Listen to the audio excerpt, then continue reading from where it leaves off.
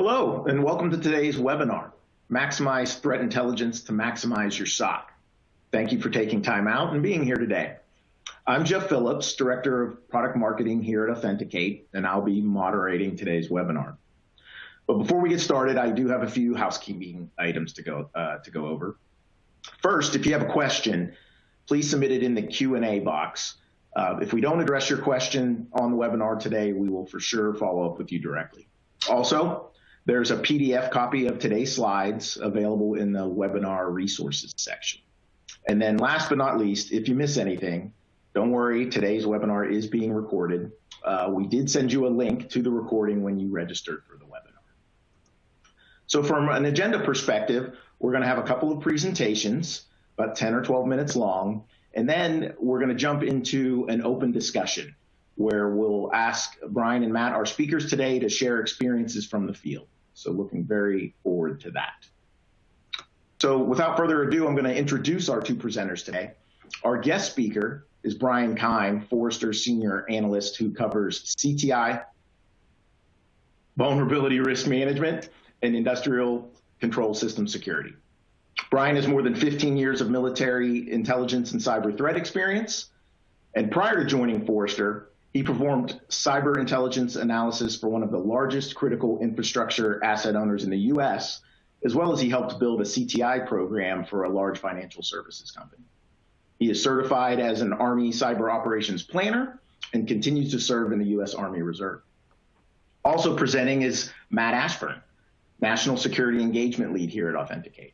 Matt has nearly 20 years of intelligence and cybersecurity experience in both the government and private sector.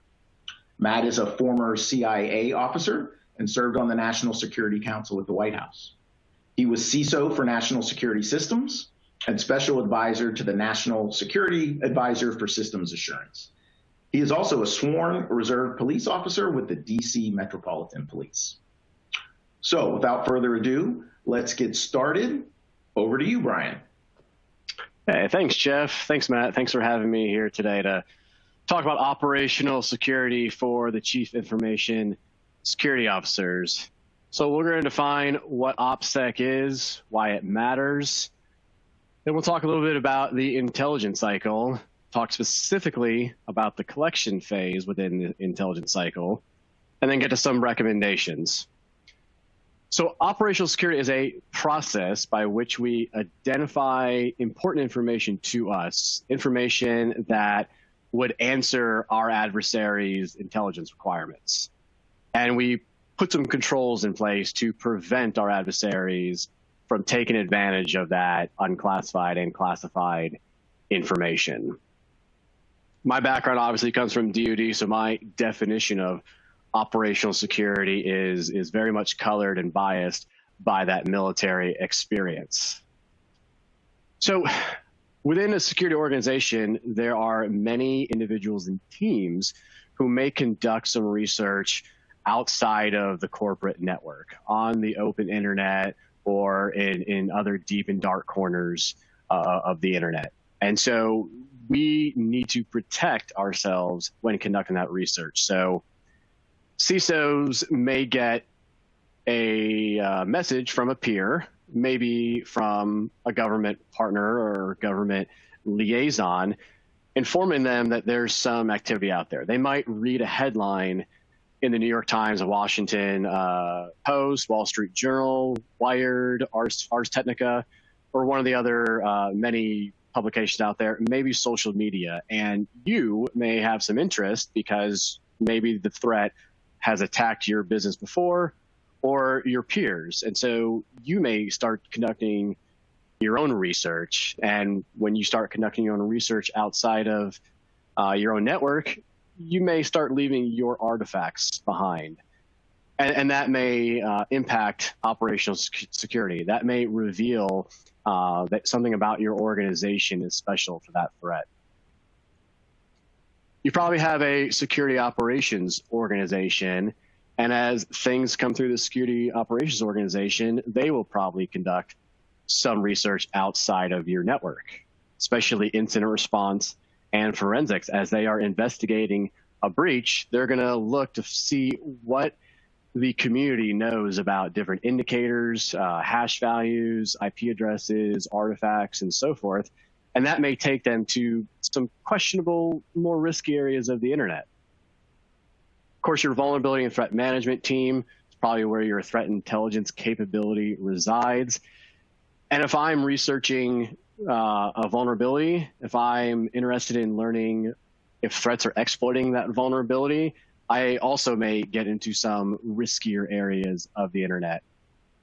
Security infrastructure and operations, security events analysis, those people that are building your detections, that are actually triaging security events, they want to know what the security community knows about different things like IP addresses, domains, hash values, URLs, and so forth.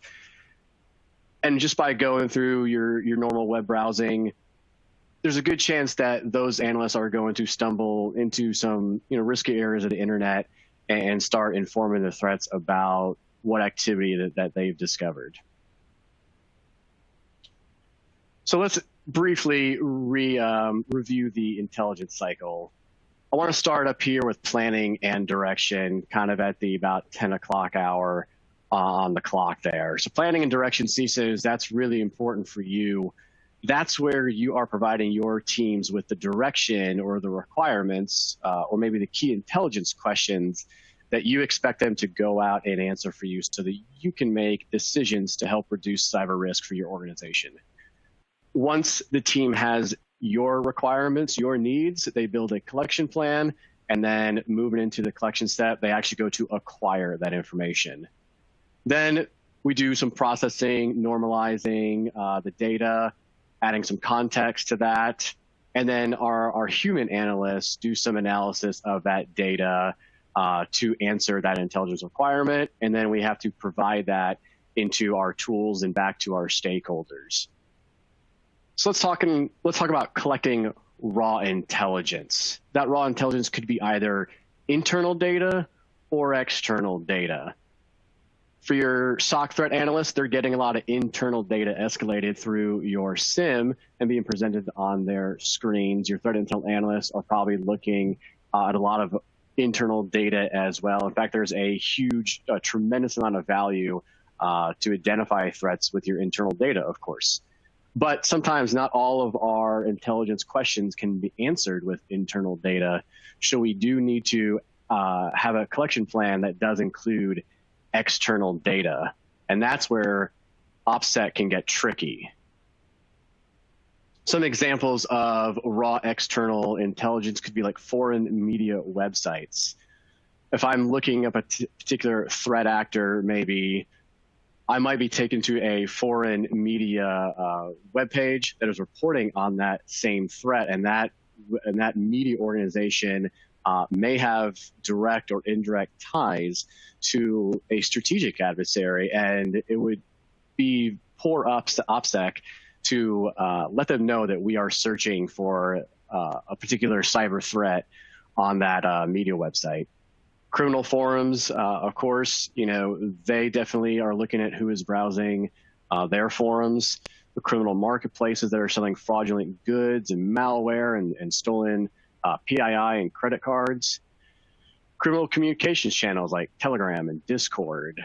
And of course, foreign government websites. If your focus is more strategic, you may have a requirement to do some research on foreign governments, and we should not be connecting from our corporate networks and our personal devices directly to those foreign government websites. And then there's also active scanning of threat infrastructure. Sometimes the answer that you need right then requires you to get a more real-time snapshot of the threat's infrastructure. Just a few options of the external intelligence sources that by searching them unsecurely may result in a violation of your OPSEC. So my observations from my perch here at Forrester is to conduct OPSEC training throughout your security organization. Teach your people what artifacts they leave on a website when they go visit. Secondly, use URL filtering to prevent users from accidentally viewing riskier types of websites, including some types of foreign media and foreign governments, if that makes sense for your organization. And the last thing is you got to manage your attribution. So you may need some kind of dirty network or a burner laptop or something to safely browse those risky areas of the internet. All right, now I'm going to turn it over to Matt. Again, thanks for having me, and I'll be back to continue the conversation in a minute. Hey, thanks, Brian. I appreciate it. And thanks to Jeff and the rest of the Authenticate team for having me here to chat today about how we can incorporate cyber threat intel, doing it smartly, getting a better return on investment from your SOC, all while doing so very securely and managing that OPSEC that Brian just introduced us to.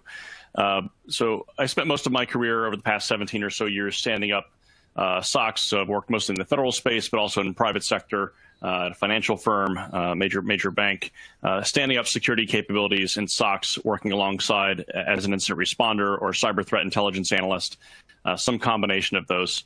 And you see a lot of the same challenges, I think, regardless of the sector that you go to. And part of that is collecting information that may be out there on the web that you need to use.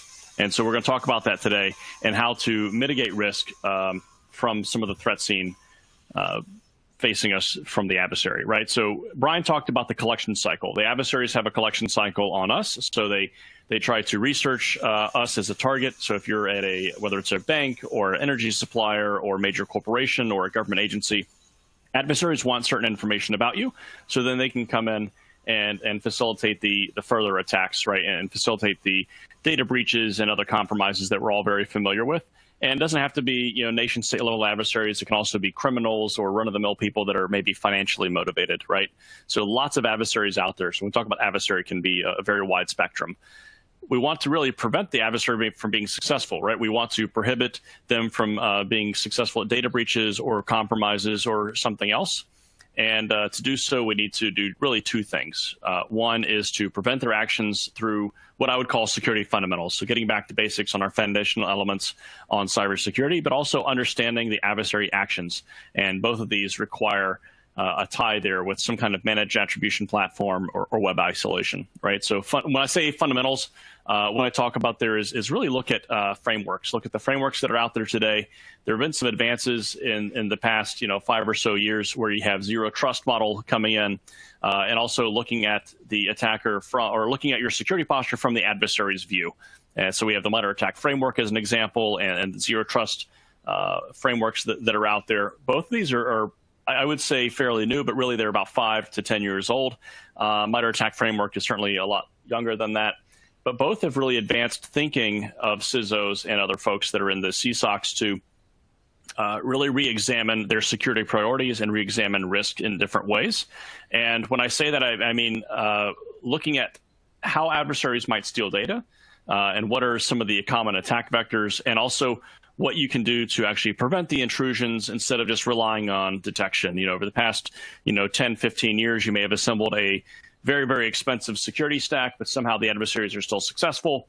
There are obviously some other things happening there that are being missed.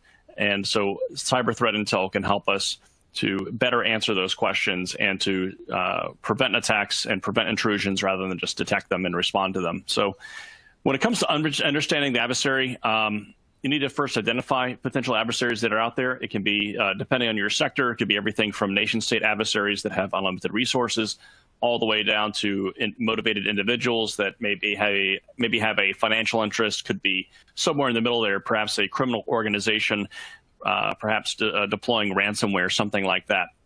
And to do so, there are a number of ways you can get information on your adversaries, right, and get information on the different types of attacks that are out there, as well as how attackers are using certain types of exploits or certain infrastructure that may belong to an adversary, and preventing your corporation or your organization from becoming compromised. So one way is a commercial vendor, right? So there are a bunch of those out there. You have Flashpoint, you have CrowdStrike, you have many, many vendors that are out there for commercial cyber threat intelligence. And that can range everything from briefings and alerts and very, very good analysis on individual actors, all the way to lists of domain names and IP addresses and email addresses that may be affiliated with certain types of attacks or attackers or different groups that may be motivated to compromise your organization. It doesn't have to be, though, right? So you can have either a external source of information that you may get, or you could also have a homegrown team of people that are sitting within your SOC. It all depends on your needs, all depends on your maturity in your SOC. But the big thing there is that the intel, wherever you get it, the intel needs to inform that defensive team. So I use the term defense informing the intelligence, and then intelligence informing defense, right? It should go hand in hand. The defenders may have some insight that the intelligence folks don't have. So your cyber threat team, they may have some gaps. They have sort of external information about the types of attacks that may be happening or the types of exploits a particular actor might use, but they may not have the insight into knowing what exactly is going on in your network. That's where the defensive team, the SOC team, can come in and help inform them, and vice versa. That's super, super important to have them very well integrated. Vulnerability management is another thing. Unless you have a good hold there on the inventory management and vulnerability management within your organization, it is very, very difficult to mount an effective prevention or response to an incident. And also to make sure that your incident response teams, right, are beefed up as well. You need to have a very, very strong, cohesive team to support that network defense and incident response. But all of this has to be done in context with that zero trust mindset. And what I have here on the slide here, what if, right? So zero trust is really like the what if game. So what if I can't trust my workstation because of some supply chain issue, some exploit that I'm not aware of, some vulnerability, and the attacker has somehow made it onto that workstation? Well, great. What would that look like? What if that happens? What would be the indications of that? What would be the mitigations that would be in place? And ideally, your security architecture would consider all these things, right? So that all the layers that are within your network, they do not trust each other, and that you have mitigations in place to detect any kind of anomalous activity or prevent it, ideally, and prevent it.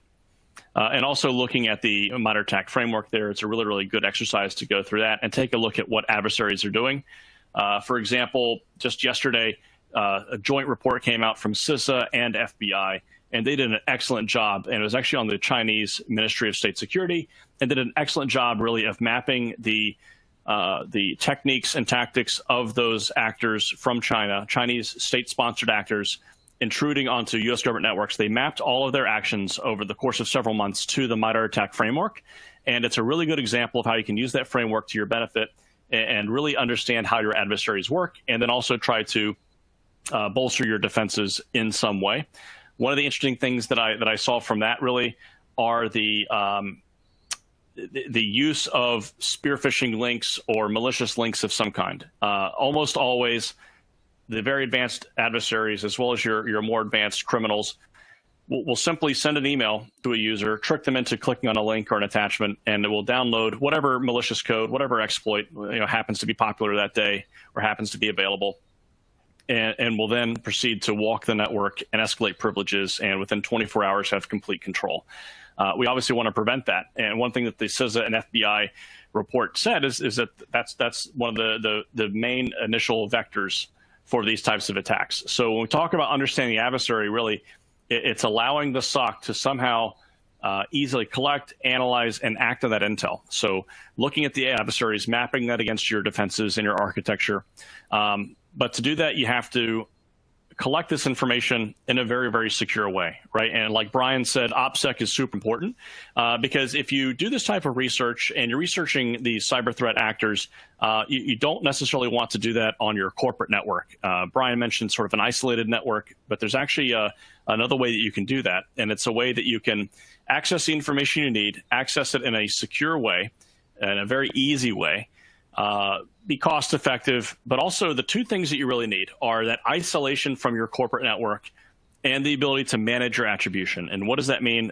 Maybe a new term for a lot of people. Managing attribution really is managing how you appear to the owners of websites or to third parties that may be intercepting traffic or spying on you in some way. So, foreign governments, for example. or maybe collecting this data on what your interests are. You don't want to betray your SOC mission by exposing your interest as a security researcher or as a SOC analyst, right? So if you're going to research a particular topic or threat actor or exploit, you don't want to do that in your corporate network, because then that research is then tied back to your organization.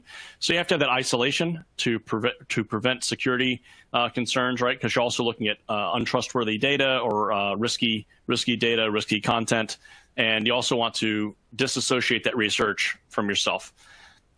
So it's a very difficult thing to do, you would think, but actually we have a pretty good research capability that will help you with this. So cyber adversaries are super paranoid, right? They can also, in addition to associating your research to you and your organization, they can also either block evidence that may need to be collected or information that may need to be collected or modified in some way. And I've actually seen this in several cases where, a request from one particular organization will send malware to the endpoint, and a request from a different organization or a different date and time will send a completely benign set of information, right? So that's super important to be able to be aware of that, and while you're doing research, to be able to blend into the environment without revealing your intent or your identity to the adversary, right? The analogy here is really wearing those rubber gloves when you're grabbing toxic code. That's a good way to remember that.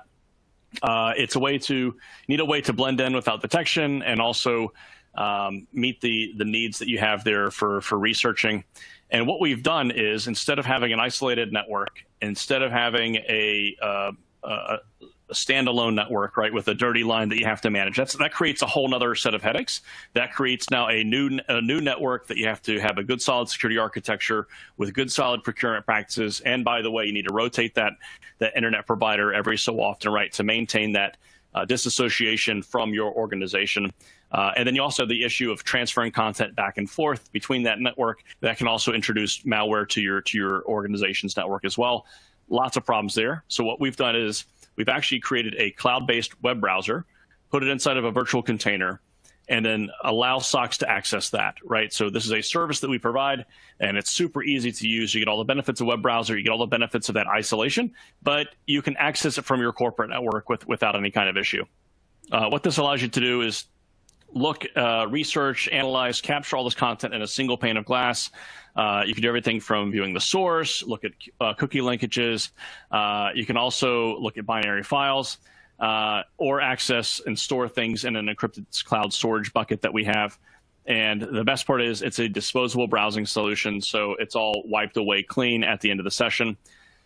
So for example, let's say you have a link that your SOC has gotten. Instead of copying that link perhaps by hand, moving it over to an isolated network that might be within the SOC, but maybe it's a standalone system. Now you have to paste that in there, type it in, go out, potentially infect your standalone system, or maybe do some dynamic analysis on that, or maybe copy it and put it into a sandbox, do your analysis. Once the analysis is done, transfer something back over, transfer the results back over. All of that's super time consuming and actually is prone to error. What we've done is, because of the security afforded by the cloud browser, you can actually just go out, visit the content directly, download files if you'd like to into this temporary cloud storage bucket, upload files if you want to use VirusTotal, or you want to use a third-party sandbox like Joe Sandbox, something like that. Super easy to do, and it doesn't come with the cost or the headache of a standalone network. The other benefit that you get is that you can obfuscate your research, right? So you can essentially be anonymous to your adversaries by customizing things like your language, your time zone, your keyboard settings, all these things to blend into that local environment.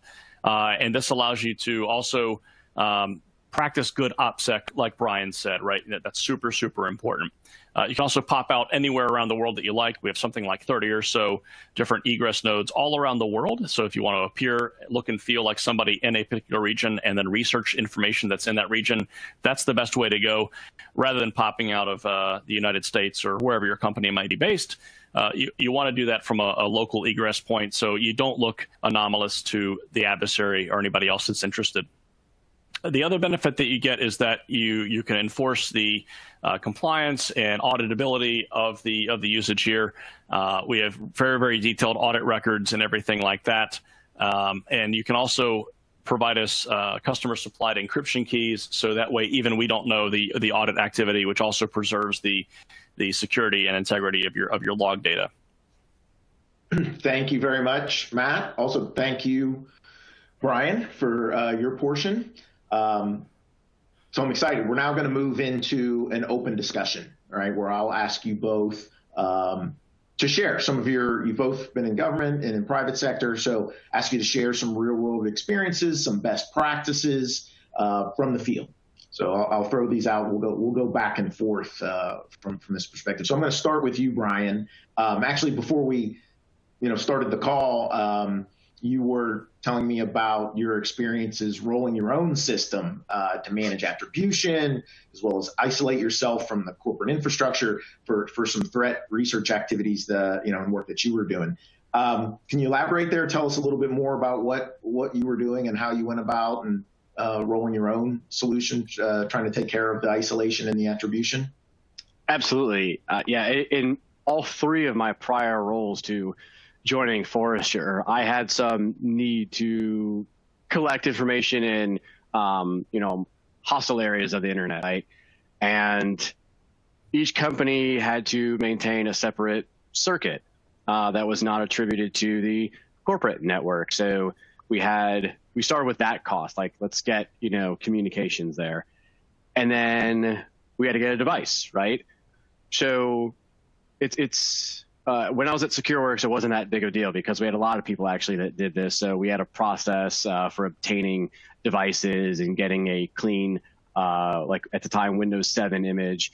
But at the last job, there were only a handful of us that did this. I mean, like less than, on one hand. And so that's a very, very, very, very small niche thing that our employees did. And so kind of working with the traditional procurement process and talking to workplace support, it was an interesting conversation. Like, hey, I need you to give me another device outside of policy, and that device can't have our company image on it. And so like, why do you need that, Brian? And then it's like, how do you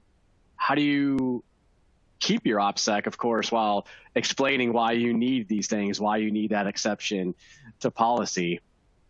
So now that I've got my kind of dirty internet connection, I've got my my non-attributable device, now I need to load it with the right software I need to further this. So you got your base operating system image. Now I need a virtualization tool. So usually you're going to use either VMware Workstation, or you're going to use VirtualBox. And of course, that's the easy part. Now I need some images, some guest operating systems, and I probably need multiple because I might be managing a persona or two there. So as you get going, you might end up with like a dozen virtual images that you're maintaining, and you're maintaining snapshots of those things. You're having to manage the connections, all the configurations, all the settings, update all those things because they have their own vulnerabilities. So now you're basically an IT admin managing your own domain. And then it's probably not good enough that I'm just going out through my dirty ISP line because that still looks like I'm in the city that I'm actually in. I don't often want to actually be in Atlanta, Georgia when I'm in some of these riskier areas of the internet. So now I go down to the grocery store, try to go to like a random grocery store, not even near my house, and buy like a gift card. And then I got to go find a VPN provider that will take just random gift cards and doesn't require me to have like a real identity on there. And then now I install my VPN. And of course I can use Tor, and I can use that inside any of the VMs within any of my personas. And I can also use it just on the host operating system as well. And maybe I want to use both for even further obfuscation. But oftentimes that little VPN icon in your taskbar in the bottom right of your screen, sometimes that turns red, and that's kind of a sphincter clenching moment when you realize that you've basically been collecting kind of naked, for you don't even know how long, that there was a glitch in your Wi-Fi or something, and that VPN didn't restart. So you've been revealing your IP address now for who knows how long. And at the end of the day, that's like, it's almost a full-time job just managing, your own attribution if you use it more than a couple times a day. And that is, it becomes painful. And it's really not what I'm hired to do. I'm really hired to do intelligence analysis, not really manage a domain. So it kind of takes away from my ability to really answer those intelligence requirements at that point. But protecting OPSEC is important. Awesome. Thank you. And I totally get it when you say, like you said, it turns you into an IT admin in addition to your day job. Yep. Oh, we didn't even talk about once I collect info. Sorry, Jeff. But once I collect the info, how do I get it back into the corporate network to add it into whatever there? And so either you're taking USB drives back and forth, and now you risk taking something that's, it could even just have a tracking pixel in some document, or it could be actual malware and actually plugging that back in your corporate network. Or I'm using like a Slack group or some, email address that I'm using there, and I'm emailing back and forth, and I'm still leaving some kind of traces back to the corporate network. So there's also the data transfer part that is challenging as well. I think you bring up actually some really good points there, right, about this stuff. And, it's a real pain to really have two jobs there, right? Where as a SOC, you're the cyber defender for an organization, but now you're also having that secondary duty of being your own IT admin. And I don't know that it's certainly not a good idea from a best practice standpoint, right? And it's another burden for your SOC to have to face. It really, really is. And like one of the examples that I give all the time is SOCs get suspicious emails all the time with links or attachments, and they have to very, very quickly triage those. And an example you gave there where they're having to transfer data back and forth, or they're having to maybe boot up a VM or whatever they have to do, that's a huge pain, and also comes at a very, very big cost to the SOC, in a sort of an efficiency loss there. As well as just the extra overhead that's required to maintain those systems. So that's why I'm super excited about Silo. Silo for Research is our product there that allows you to do all that with the managed attribution. So like, it's super easy to do. So actually, I'll share my screen here. So it's it comes up all the time. Like, well, show me an example of how this works and what does that look like. And let me see here. Yeah, and while you're booting that up, it's really, a tool like Silo has some efficiency benefits as well, because I've relieved myself of all that IT admin work and sneaker netting data back and forth between the two systems. That's where I've seen in some cases some mistakes happen, right? Because we're all human. And you mentioned there like about the VPN dropping, but I've also seen like malicious files accidentally infect a user's corporate device. Mm-hmm. That's a nightmare, right? Because now not only is the SOC responding to the initial incident, they're now responding to their own incident that they've created themselves, which can really it's embarrassing on top of everything else. Yeah. Yeah. So here, let me share this here. There we go. Okay, so hopefully this is up now. There we go. So now I have here my login screen. So I'm going to go ahead and type in my password. It's a unique PIN. So now we're within the Silo session. So now I'm actually going to go to a suspicious link. And so the SOC has gotten this. They're taking a look at it. And now all of a sudden we have we actually have a file that's being asked to download. We have temporary cloud storage, so I don't have to worry about this. It's not downloading to my local workstation. It's actually downloading to our cloud-based storage. So I have no worries about saving this file at all, right? And so now we see here the file has been saved. That's awesome. So now I've actually gone to a suspicious link. I don't know what it is. I've downloaded the file to my cloud-based storage drive. And now I want to, let's say, upload it to, let's say, VirusTotal, right? That's a common thing. I'm going to upload my file here that I've downloaded from the suspicious bit.ly link. And there we go. So now we see here 56 engines detected this file. And by the way, this is actually the iCar file, in case you couldn't tell from the name. But as an analyst, you wouldn't necessarily know, right? So this is an example how really within less than a minute, you're able to download a potentially malicious file or untrusted content to your cloud storage there in your cloud browser, run it through VirusTotal. You get back results pretty quickly there. And you can very, very quickly see how this can be valuable to a SOC, because you can rapidly do that triage that you need to do in a SOC environment, right? So that way you can turn things around and get them to resolution much, much faster than you might otherwise.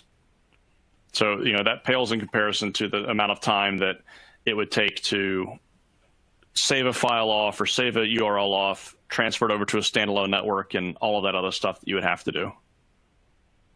All right, I'm going to switch a little bit back over to Brian. Brian, I'm going to look to come at this from both angles on the OPSEC front. Can you share some examples or experiences from your side in terms of good OPSEC and bad OPSEC, right? So if we come at that from two different angles.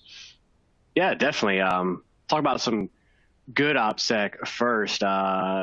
We were in the middle of an incident at a prior job, and we wanted some more information on what the threat infrastructure looked like at that moment. We wanted to help us understand if this infrastructure was like a hot point for the threat, or if it was their actual, like where they were sitting, kind of at that moment. And different open sources, didn't have that real time feel to really answer that question. So, I booted up the burner laptop, made sure it was on our dedicated dirty line, booted up the VPN, got into a VM, and then, ran a nice little kind of sneaky Nmap scan against that infrastructure, and waited. And while we did some other work on the incident, got some results back later, and we had some more fidelity on the type of threat that we were looking at, and it was pretty valuable. It helped us move the investigation forward and bring it to conclusion. Now, bad OPSEC, got a couple stories from past jobs. One of those places that I was at had a business information library. And this organization, they provide a lot of real strategic kind of vendor risk assessments and some other research services for the business. They were tasked with looking at a security vendor actually in the Middle East. There was a venture capital arm, and so I think there was some interest maybe in investing some money over there. And so this librarian on the corporate network goes to that vendor's website, conducts some research, and very shortly after, she started getting some interesting emails and solicitations on social media and so forth. And she didn't know what was going on. She didn't understand what she was leaving behind when she visited a website. She didn't understand OPSEC at all. And I had to walk her through, here's all the metadata that you're leaving, all the artifacts you leave when your browser visits a website. So it was a moment for her. It really scared her. And going forward, I was like, hey, anytime you need something like that, just come down here. We've got some tools available, and I'd be happy to help out. Another situation we had at a prior job was a activist, and this activist didn't like a particular relationship that the company had with a law firm, and suddenly, instead of just talking about the law firm, they actually started talking about our company. And our annual stockholders meeting was a couple months away, and suddenly this activist website had a counter on it, counting down to the exact moment that our stockholder meeting was starting. And so that got the attention of a lot of people in corporate security, but they didn't know what to do about this. And thankfully, the VP of corporate security had come from law enforcement and had a little bit more of a clue as how we should go about assessing this threat, and came down to see me and my buddies and asked us to keep a look on this activist website. So we were using our dirty box, our dirty network to do that. But sadly, I went into our own internal web browsing logs, and I could see that there were a lot of users that were directly viewing this activist website from our corporate network, from their corporate devices. And thus, had we ever been sued by this activist, it's very likely that a savvy lawyer would have asked during the discovery phase of the lawsuit to find any web logs on our network of our people visiting the activist website. And so I don't think anything ever got to that point, but had there been, I think they would have had some case that, we were targeting this particular activist. And so that could have been, some legal risk to the company coming from the poor OPSEC, actually. So I hope that's a couple stories there, Jeff, that your attendees found interesting. I sure did. Thank you. Thank you very much, Brian. I really appreciate that. Matt, I'm going to jump back to you here in a kind of a final question. In your slides, you talked a lot about understanding your adversary. Can you talk a little bit in summary about how you've seen Silo for Research improve the threat intelligence activities for an organization, bring that CTI and SOC mix together? Yeah, absolutely. Your SOC can't be fully effective without fully understanding how your adversaries work, right? And part of that is doing that research, whether it's looking at a suspicious link or downloading suspicious files and using those with Sandbox, or more general research, perhaps from the adversary's perspective, or researching the adversary themselves. And you have to be able to have a convenient, easy to use, and secure way to do that. So running your own independent network is just not the way to go, right? There's a big cost to that, like we've talked about, and also comes with a lot of vulnerability that you may not see off the from the beginning there. But there's a lot of hidden vulnerability associated with doing that. So by better understanding your adversaries, you can then form a more complete picture, right, of what your risk is as an organization. And I've seen places where they've evolved from really not understanding the adversaries at all the way to a very, very complete understanding using commercial data sets, using open source research with a misadtrib managed attribution solution, right? And that allows you to get ahead of the adversary as best you can, so that when they do target your organization, you're not surprised. You are fully prepared, and then you can take those actions necessary to prevent and or rapidly detect and halt that intrusion. Right? CTI is not just a buzzword. It's really important to have integrated to your SOC. Thank you very much, sir. And thank you to everyone for joining us today. If you have questions, even if you're watching this on demand, please be sure to submit them in the Q&A box, and we'll follow up with you directly. Also a reminder that a PDF of today's slides are available in the resources box. And please be sure to let us know what you think.